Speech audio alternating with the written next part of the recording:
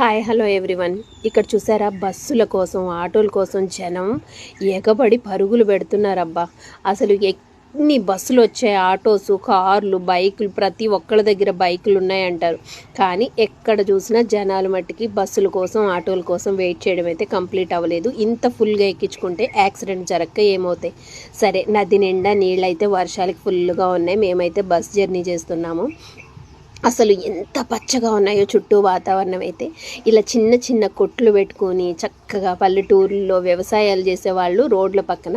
ఇది చూసారా, arch సిరిపూర్లు side ఎక్కడికి వెళ్ళినా సరే లోనికి వెళ్ళే ప్రతి చోట వాళ్ళ ఊరి దైవం పేరు పెట్టి ఆర్చి కడతారన్నమాట. ఇలా చిన్న చిన్న కొట్లు అయితే సింధనూరు సైడ్ కొంచెం తగ్గాయి, కానీ సిరిపూర్ సైడ్ అయితే ఫుల్ ఉన్నాయి. గవర్నమెంట్ స్కూల్స్ భలే ఉన్నాయన్నమాట. ఫుల్గా స్కూల్ నిండా పిల్లలు చక్కగా చదువుకుంటున్నారు.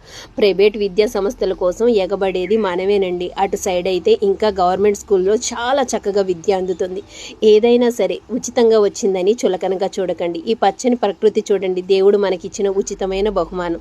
దీన్ని ఆస్వాదిస్తుంటే దీని ఆనందమే వేరబ్బా.